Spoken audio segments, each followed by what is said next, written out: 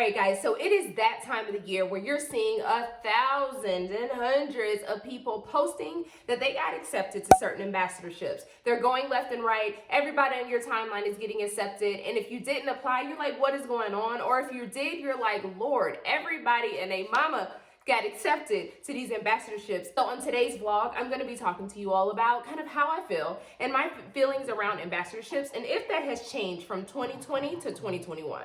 So check it out.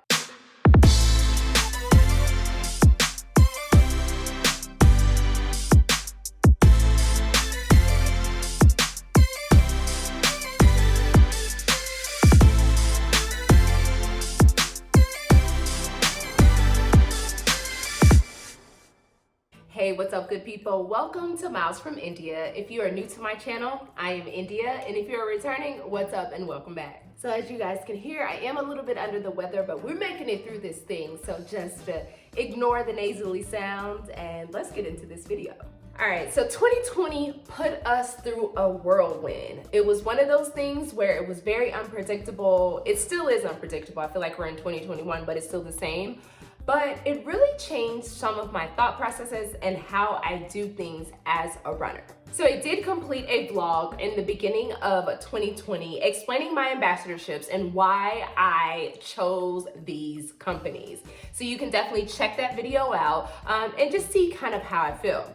But today I am coming to you to let you know that my feelings towards ambassadorships has definitely shifted. There's so much things that happened in 2020 and I just really felt I had to rethink some things. Now, this is not a vlog at all to down any brands or companies because that's just not my style and I keep it professional, that's not my style, but it is to tell you guys really how I feel and how I'm maneuvering through 2021 a little differently. A lot of casual runners like myself don't take time to really vet out companies to see if they align with our morals and our values as people. I think we immediately say, oh my gosh, I use this product, I purchase it all the time, I need a discount, I want a discount, let me just become an ambassador. But at the end of the day, it's so much more to it than that. And I feel like I didn't take it as seriously either until things happened in 2020 that made me really open my eye to things. And because we don't get paid, I feel like we don't vet out as much as we need to. But technically we are getting paid, but just in different ways. And of course, we'll have to get into paid partnerships on another video, but it just looks very different. Now in 2020, ambassadorships looked really different because there was not much racing going on. Typically when you're an ambassador and when racing is going on, you may go to actual expos, be at a booth with the brand that you're representing, actually face-to-face meeting people, doing actually engaging, traveling. You may be able to actually connect with people at these races and these expos and really just do more engaging activity, group collective things, meeting different people. However, unfortunately, due to 2020 and the pandemic, all of that stuff shifted to online. And unfortunately, yet fortunately, a lot of these brands had to become creative with their ambassadorship programs, and some of them did better than others. So for me, it wasn't just about actual ambassadorships and the pandemic. For me, it was so much more. When you represent these brands, you are putting your name on it and you are saying that this company is legit. So of course, everyone knows, and if you don't know, you are living under the rock. But in 2020, there was a lot of social injustice that took place in our country, in the United States, and beyond. And more specifically, George Floyd, as well as Ahmaud Arbery, the senseless murders that took place with them. And of course, you all know the big black boxes showed up on social media in a lot of different places. And there's a lot of brands that only put out, they put out statements that were really blanket. Some of them were talking about all lives matter. Some of them really did not do what I felt was appropriate for standing up for the company. So when those things took place in 2020, I really had to take a step back, look at all of my ambassadorships and how they are responding to not only the pandemic, but also how are they responding to the social injustice that's happening in our country? Are they saying anything? Are they saying something but not really saying anything at all? Are they, what are they doing as a company, as a brand to expand their company and be more inclusive in regards to body type, to disabilities, to race? Are we seeing more Black and brown faces on their marketing campaigns? Are we seeing more Black and brown and more diverse individuals in their staff, company seats? Like, what are we seeing? Are we seeing more higher ups that are more diverse, or is it just white? And I think that, you know, at the end of the day, we really have to take a stance and take a step back and recognize that we are making money for these companies. Anytime you have some type of following, whether it be 200 or 2,000 or 20,000 followers on any kind of social media platform, anytime that you post about a brand, you at least get one person that goes to that brand's page, which potentially could be buying something, and you're making that brand money. So I think for me, I just really had to take a step back and see, what brand should I really be representing? How are they representing me? As an African American woman, I feel like it is very important for me to understand that I am a voice for these companies, and I need to make sure that I'm being a voice for companies that actually represent me and how I feel. And in this culture and in this climate of the world right now, it is very important. So at the end of the day, do these ambassadorships that you all have chosen align with your morals, beliefs, values, your everyday practice? Do they align with it, or is it just because you want to get free stuff?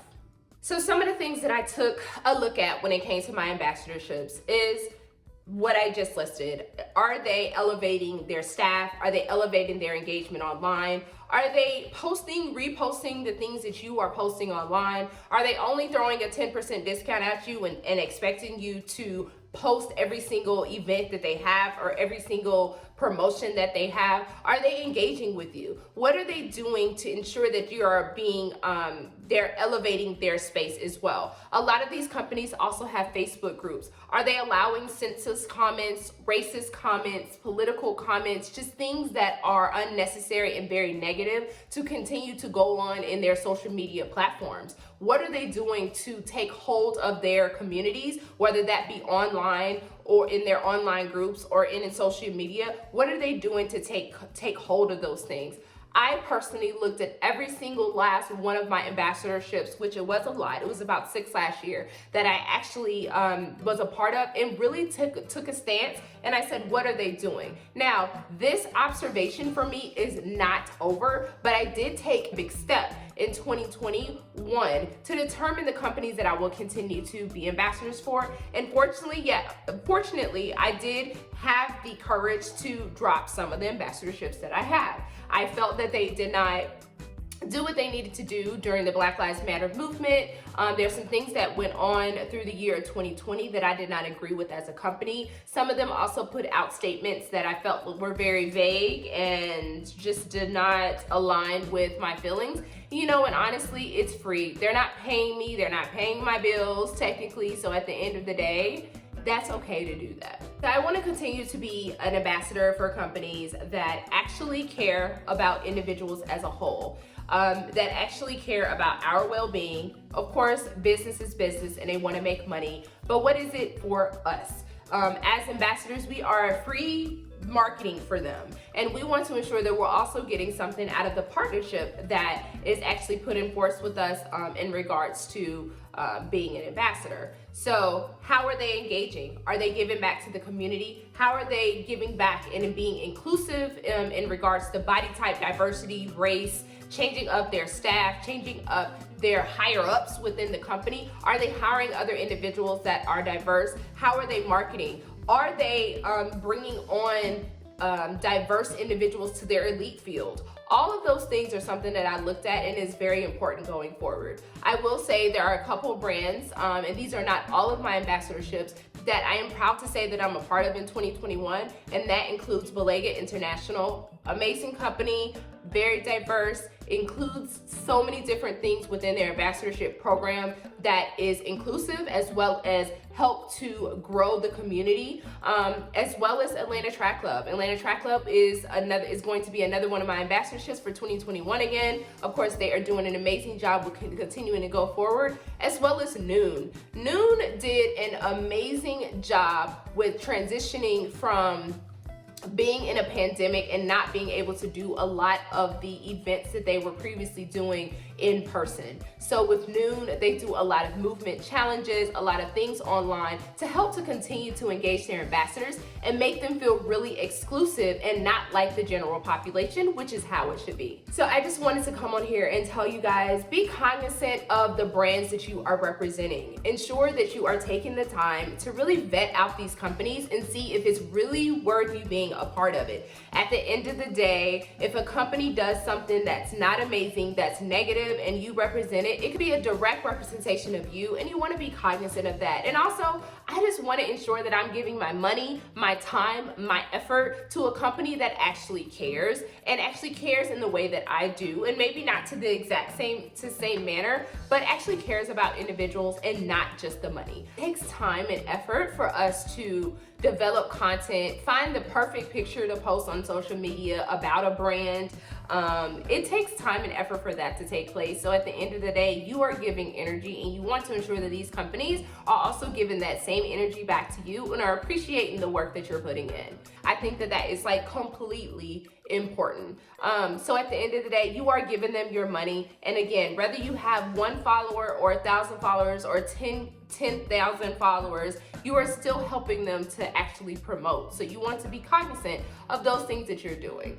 So that's that. I'm not going to go down the list of all my 2021 ambassadorships because that list has really narrowed. But I just want to come on here and let you all know that my thought process around ambassadorships is very different. In the near future, I will be doing a video about ambassadorships and partnerships, paid partnerships, because those are very different. I have been afforded the opportunity to have some paid partnerships, and when I tell you those things are different, they are very different. And though even paid partnerships make me look at ambassadorships very, very differently. But we'll have another video on that, and we can discuss kind of what that looks like and also how to get them. So I appreciate you coming on and watching this video. If you can, or if you made it this far, definitely subscribe to my channel. I appreciate each and every one of you, and I hope to see you all again. Don't forget to stay positive and do what you can to enjoy every step, every stride, every mile. Celebrate it all.